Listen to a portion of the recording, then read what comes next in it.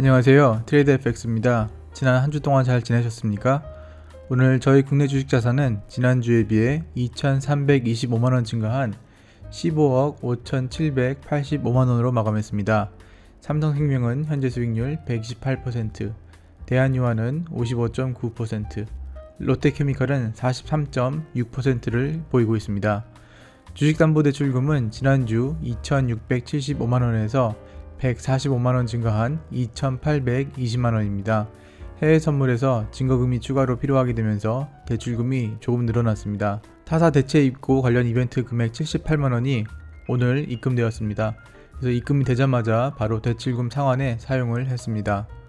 제 채널에 바뀐 점이 하나 있는데요.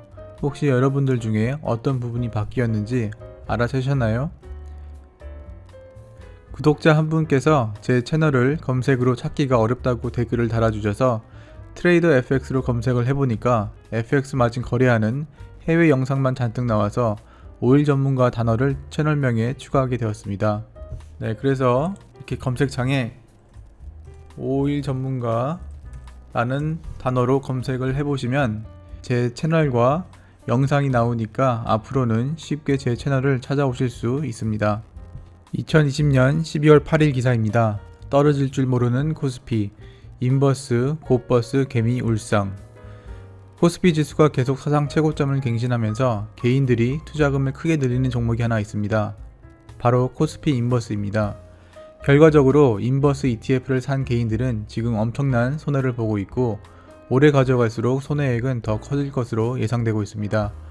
코스피 지수가 지난 10년 동안 박스피에 갇혀있다 보니 앞으로도 그럴 것이고, 그렇다면 지금은 박스권의 천장이고 이제 내려갈 일만 남았다고 보는 시점이 바로 많은 개미들의 생각이라고 할 수 있습니다. 하지만 지난 10년이 아니라 우리나라 주식시장이 개장한 1980년까지 확대를 해서 보면 중간중간에 이렇게 박스권도 있고 하락기간도 있지만 분명한 것은 전체 평균선을 그려본다면 주식시장은 항상 우상향한다는 사실입니다. 따라서 항상 우상향하는 주식시장을 대상으로 인버스 투자를 한다는 것은 사실 매우 위험한 투자라고도 할 수 없고 그냥 도박입니다. 또한 인버스 ETF는 상품 구조상 파생 상품이 포함될 수밖에 없는데 이러한 상품을 장기간 가져갈수록 손해는 더 크게 될 가능성이 높습니다. 그냥 인버스 ETF도 손해볼 가능성이 높은데 인버스 레버리지 ETF는 간단하게 손해볼 위험이 2배라고만 생각하시면 됩니다. 따라서 ETF 투자를 하신다면 그냥 주식시장에 우상향에 베팅을 하는 코덱스 200만 사시면 됩니다. 코덱스 레버리지 아닙니다. 그냥 코덱스 200입니다. 코덱스 레버리지 네이버 증권 화면입니다. 그래서 이렇게 쭉 아래로 내리면 이 코덱스 레버리지 상품의 기초자산이 어떤 상품으로 되어 있는지 나열되어 있는 이 화면이 있습니다. 여기 보시면은 코스피 200F라고 되어 있는데요. 코스피 200 Futures 만기일은 내년 3월이라는 상품이 있습니다. 그래서 보시는 것처럼 코덱스 레버리지 ETF는 기초자산 일부를 지수 선물을 포함하고 있는 상품입니다. 코덱스 레버리지는 상품 안에 보시는 것처럼 파생 상품이 포함되어 있기 때문에 저는 레버리지 상품은 추천드리지 않습니다. 예전 영상에서 여러 번 말씀드린 것처럼 저는 우리나라 코스피가 상당 기간 계속 상승할 것으로 보고 있습니다. 주식시장은 그냥 저평가 우량주를 꾸준히 모으는 게 정답에 가장 가깝다고 할 수 있습니다. 제가 거의 매주 같은 이야기를 반복하다시피 하고 있는데요. 제 영상을 보시는 많은 분들이 같이 동참하셔서 같이 부자가 되었으면 좋겠습니다. 엑슨모빌은 지난 한 주 동안에도 크지는 않지만 점진적으로 계속 상승을 하고 있습니다. 엑슨모빌과 관련된 댓글을 하나만 살펴보도록 하겠습니다. 엑슨모빌을 계속 모으고 있습니다. 현 시점 평단가 37달러인데 괜찮은 수준일까요?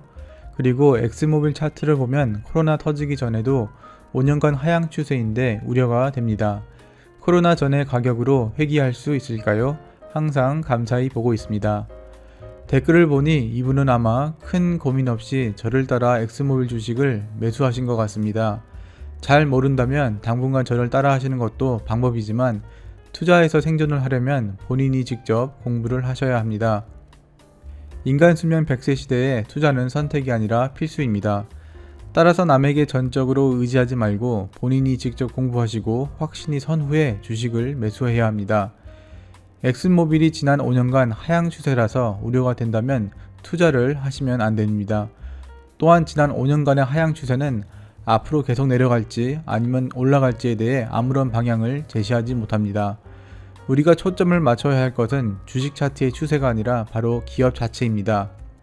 해당 기업의 사업을 이해하고 어떻게 이익이 창출되는지 이해하고 현재 주가가 해당 기업의 가치보다 저평가되어 있는지 판단을 해야 하고 이에 따라 투자의 확신이 선다면 그때 투자 결정을 하셔야 합니다. 물론 확신이 선다고 항상 성공을 보장하지는 않습니다.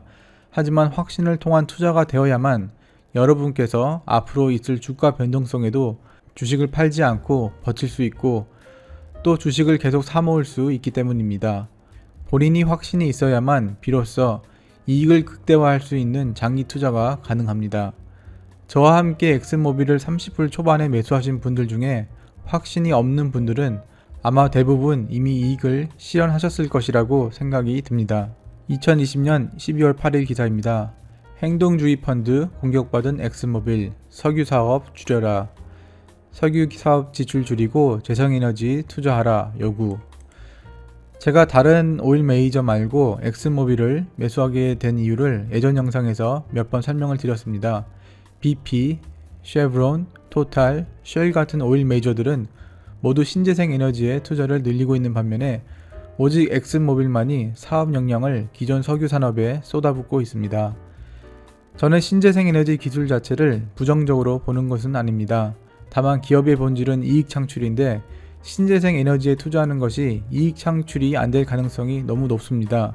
신재생 에너지에서 이익을 창출한다는 기업의 내용을 보면 여러 국가에서 지급하는 보조금에 의해 발생하는 경우가 대부분입니다.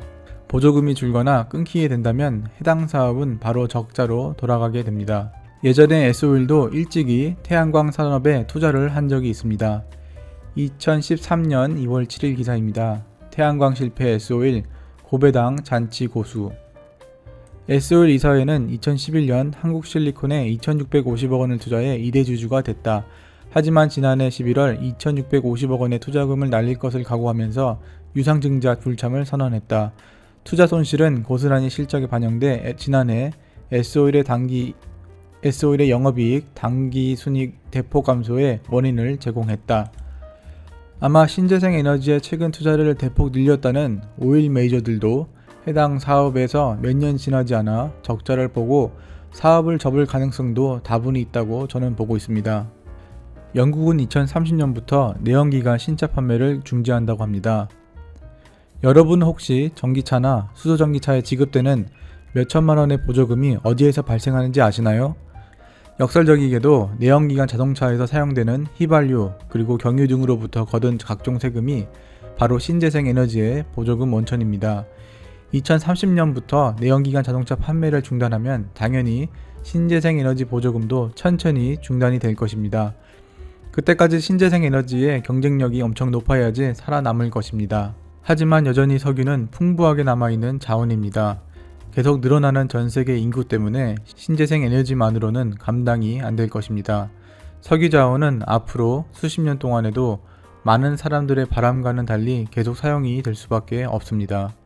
그래서 저희 주식 자산은 미국 주식 1억 37만원, 국내 주식 15억 5,785만원, 총 16억 5,822만원입니다. 지난주에 비해 총 3,148만원 증가했습니다. 다음으로는 정제마진 현황을 살펴보도록 하겠습니다. 그래서 어제까지 업데이트한 정제마진 현황입니다.